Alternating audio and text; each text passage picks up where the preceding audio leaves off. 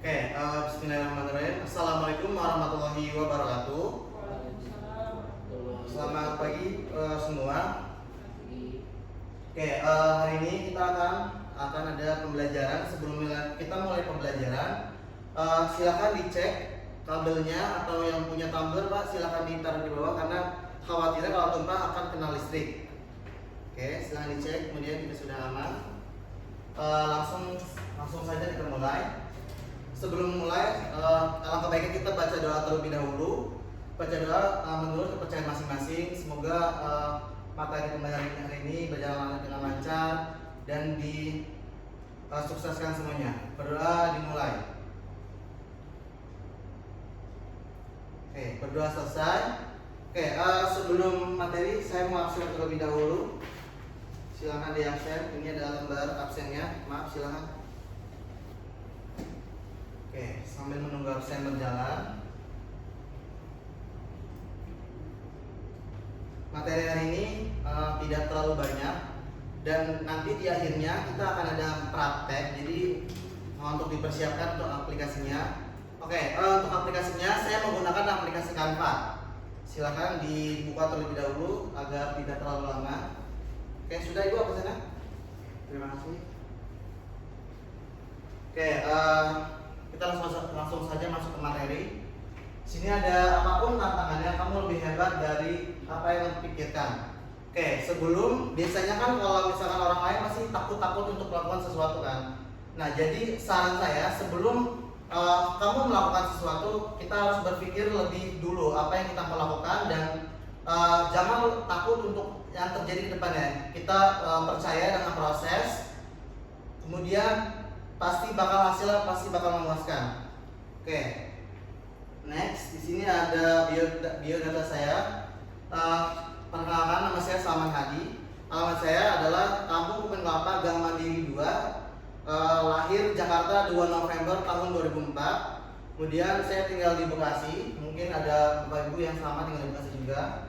Kemudian pendidikan saya SMK, tapi saat ini saya masih berkuliah S1 semester 5 di UI, Universitas Indra Prasta PGRI, bukan Universitas Indonesia ya. Di sini ada nomor telepon saya, bisa dilihat. Kemudian ada email pribadi saya di sini. Next. Nah, di sini ada safety injection, penerapan prinsip komunikasi atau bisa disebut sebagai K3. Ada 5 poin di sini. Yang pertama adalah menjaga posisi duduk, jarak monitor dan pencahayaan ruang kerja agar tidak terjadi kelelahan mata, nyeri punggung atau cedera atau ringan. Poin kedua adalah melakukan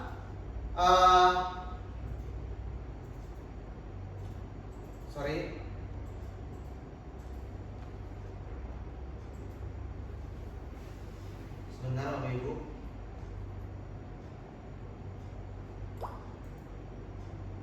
Nah, yang kedua itu adalah melakukan penyimpanan berkala, auto save, backup di cloud. Jadi kalau misalkan Bapak Ibu tidak menggunakan auto save, kemudian tiba-tiba laptop nge-hang dan tiba-tiba keluar, otomatis desain Anda bakal hilang karena memang tidak auto save. Kalau misalkan Bapak Ibu mengaktifkan aplikasi auto save, dia akan aman karena pada saat kita sistem berkala mengedit, dia otomatis akan kesimpan secara otomatis. Kemudian serta memastikan file tidak hilang atau rusak selama proses produksi. Yang ketiga itu adalah menggunakan gambar, icon, font dan elemen desain yang bebas lisensi atau legal untuk mencegah pelanggaran hak cipta. Jadi dari safety injection ini, yang poin ketiga, kita fokus ke kita tidak boleh menggunakan hak yang legal karena memang berbahaya, dia harus ada lisensinya. Kemudian yang poin keempat adalah pastikan pesan, warna, dan simbol tidak menyesatkan, tidak mengandung sara, pornografi, kekerasan, atau konten sensitif lainnya. Jadi sebisa mungkin kita desain itu ya secara bermain aman aja.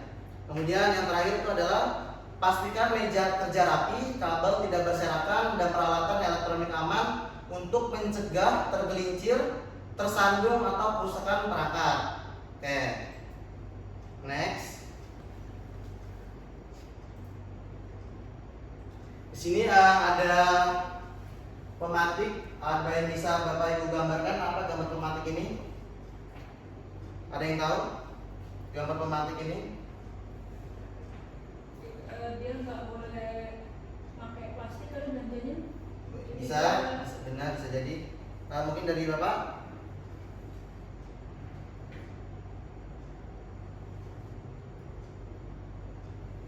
Ini adalah gambar contoh poster infografis.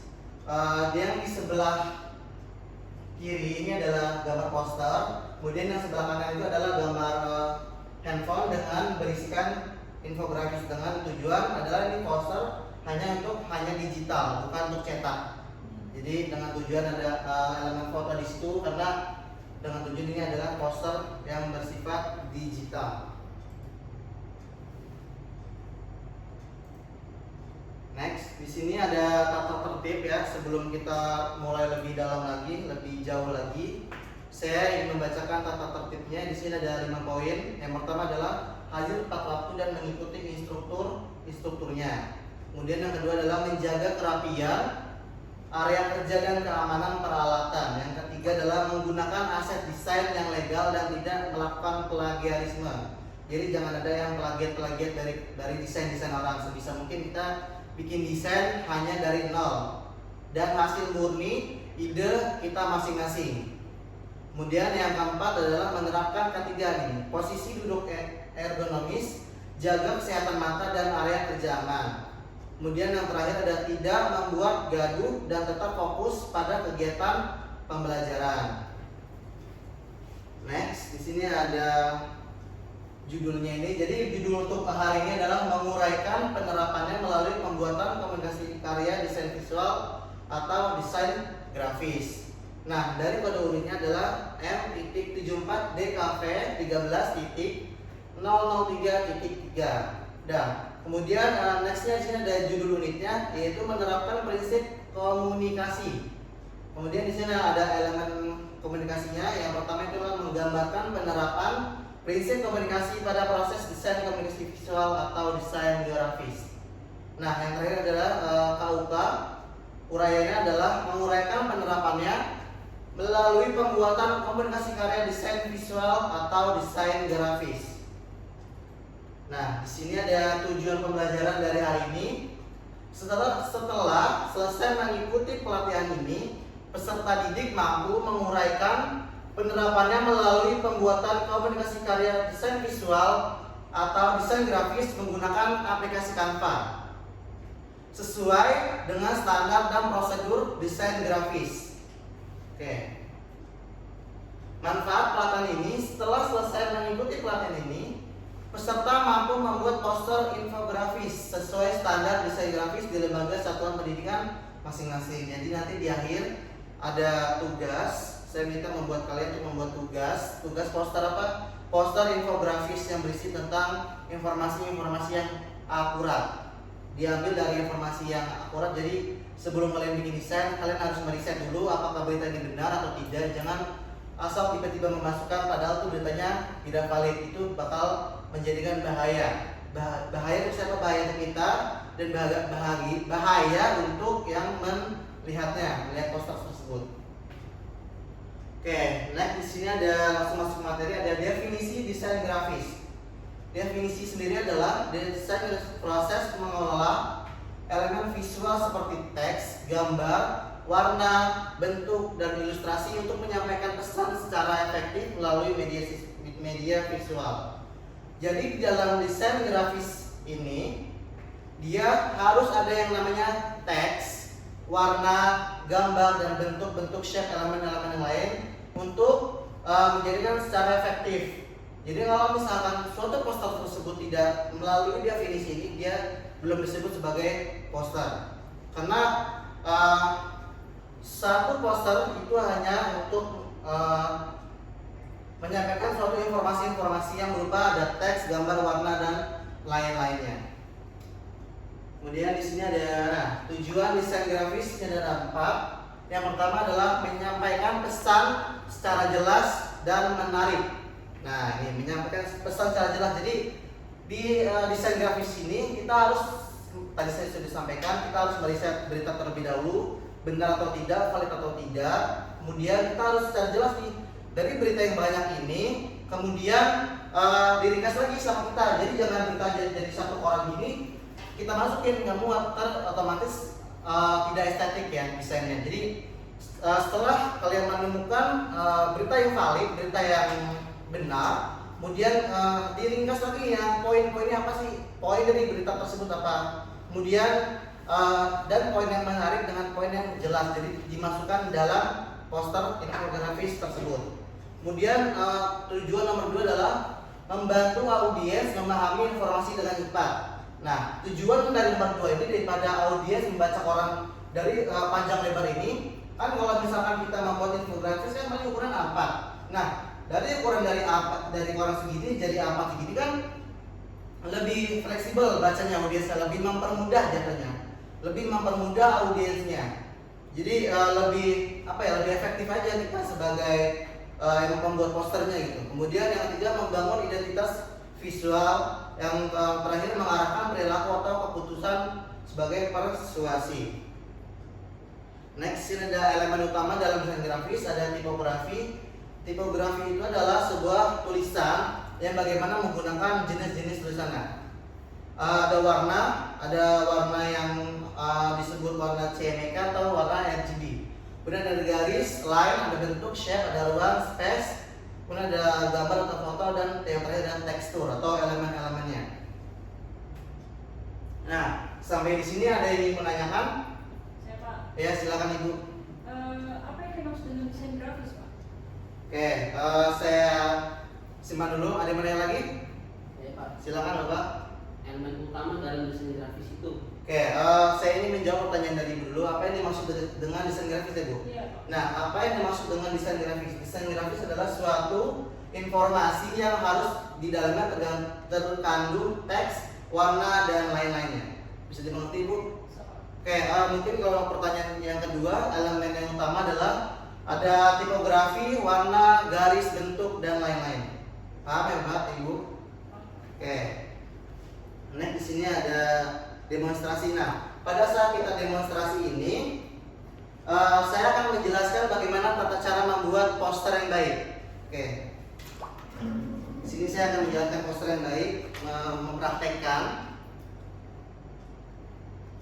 Mohon diperhatikan semuanya. Di sini ada desain tentang kurangi sampah plastik. Nah, dia menggunakan fontnya paling besar.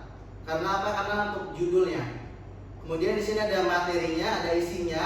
Mengapa harus mengurangi sampah plastik? Nah, di sini ada poin-poinnya nih, ada 4 poin. Kemudian di sini ada lakukan untuk mengurangi limbah plastik, ada 5 poin. Kemudian di sini ada poin-poin pentingnya nih. Ada botol plastik, kantong plastik, kontainer makanan, sedotan, dan mainan plastik. Nah, dia di sini menggunakan apa? Menggunakan pertama tipografi nih. Dari elemen tersebut menggunakan tipografi. Kemudian yang kedua adalah menggunakan berwarna merah dengan mengandung kesan lebih emosional aja. Jadi kemudian dan disupport dengan elemen-elemen yang mengandung seperti tangan memegang kantong sampah, kemudian ada memegang botol plastik ini.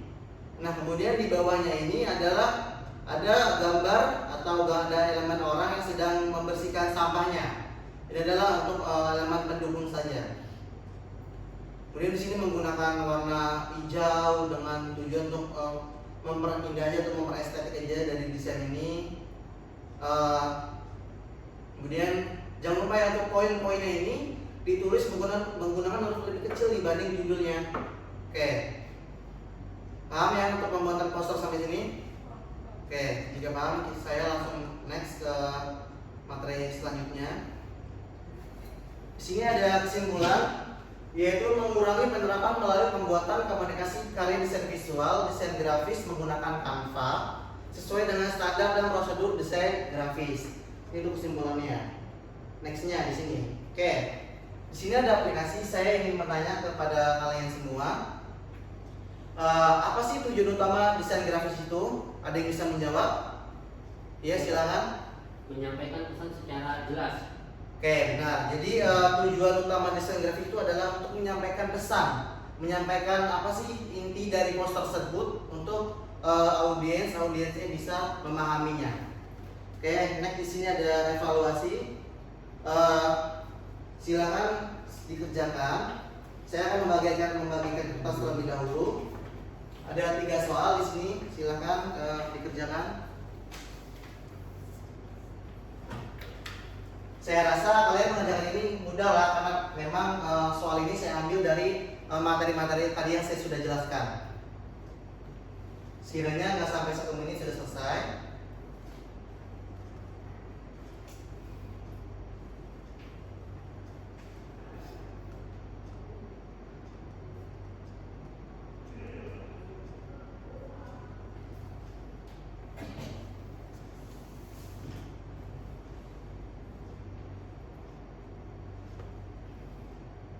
Sudah selesai? Oke. Terima kasih sudah mengerjakan. Oke, saya review satu persatu. Di sini ada prinsip utama komunikasi desain grafis adalah Ibu apa jawabannya Ibu bisa dibantu jawab? Nomor 1. Jawabannya itu nomor 1 saya jawab tadi B, Pak. Oke, benar ya jawabannya 1B. Jadi prinsip utamanya itu menyampaikan pesan secara jelas dan mudah dipahami. Untuk nomor 2 silakan dibaca Bapaknya. Dalam poster pelayanan masyarakat, teks utama dibuat lebih besar dan tebal. Fungsi teknik ini adalah untuk meningkatkan estetika poster. Yang B. Oke, sebenarnya jawabannya kurang tepat. Jawabannya adalah yang C. Kenapa menguatkan pesan utama? Jadi dari pesan utama itu adalah dibuat lebih tebal dan lebih besar yang seperti tadi saya sudah infokan ya. Judul itu hanya digunakan untuk menggunakan huruf yang besar. Kemudian yang ketiga adalah agar pesan mudah dibaca, desainer harus memilih. Nah, kita bahas rame-rame untuk nomor 3. Jawaban itu yang benar adalah C, untuk font yang jelas dan mudah dibaca. Paham ya Mas Siti ya? Ya, Pak. Oke, next. Nah, di sini ada simulasi. Silakan kalian membuat poster. Silakan dibuka aplikasi Canva-nya. Saya juga akan membuat poster infografis. Saya akan mengajarkan tata cara bagaimana sih membuat poster yang baik. Silakan dibuka.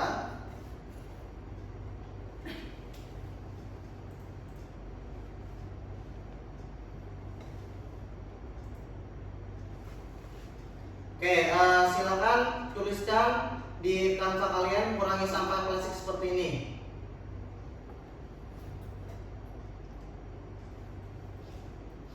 Oke, jika sudah, saya minta kalian menambahkan elemen-elemen yang mensupport dengan temanya. Kan temanya adalah kurangi sampah. Nah, kira-kira elemen yang cocok untuk menyesuaikan dengan judulnya apa ya? Silakan dikreativitaskan masing-masing. Kemudian silakan diisi isi dari judulnya, materinya. Apa sih yang harus kita cegah? Apa sih yang harus kita kurangi sebagai warga untuk mengurangi sampah plastik ini biar berkurang, apa sih? Seperti itu. Silakan diisi materinya yang sesuai dengan judulnya.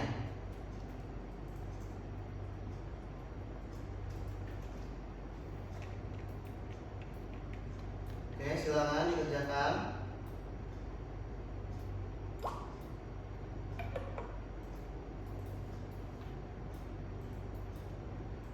Oke, sudah ya. Kalian sudah mensimulasikan apa yang saya bilang, apa yang saya arahkan. Kemudian next di sini adalah kalian praktek.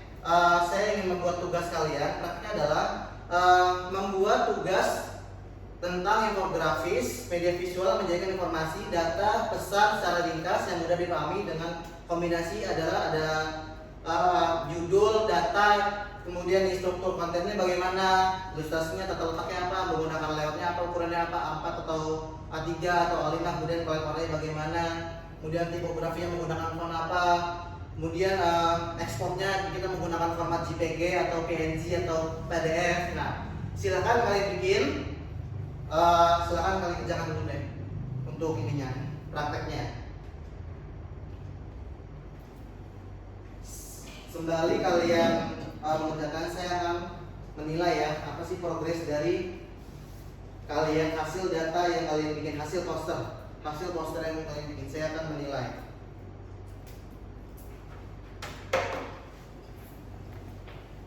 Sudah sampai mana Pak? Sudah sampai judul? Iya.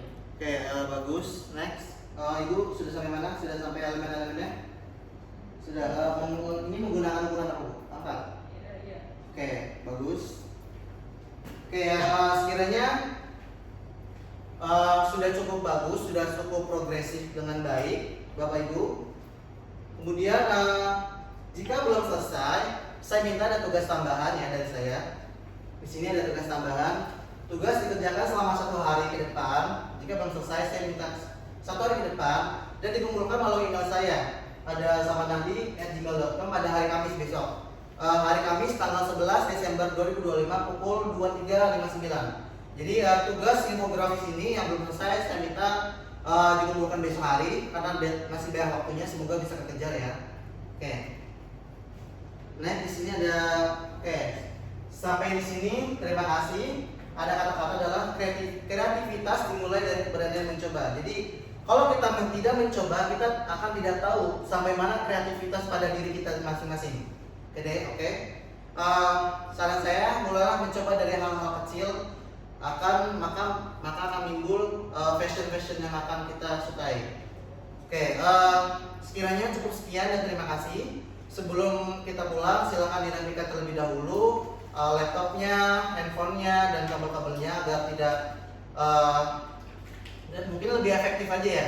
Karena kan kita sudah selesai di pembelajaran hari ini. Jadi silakan dirapikan. Sebelum itu kita berdoa terlebih dahulu, semoga perjalanan kalian sampai rumah lancar dan dengan selamat dan dengan tujuan. Oke, silakan berdoa terlebih dahulu. Oke, berdoa selesai. Cukup sekian materi dari hari ini. Mungkin juga saya akan menonaktifkan dari slide materi ini. Karena dengan matikan AC juga dengan listrik yang lain juga lebih efektif dengan K3-nya. Mungkin cukup sekian dan terima kasih. Wassalamualaikum warahmatullahi wabarakatuh. Waalaikumsalam.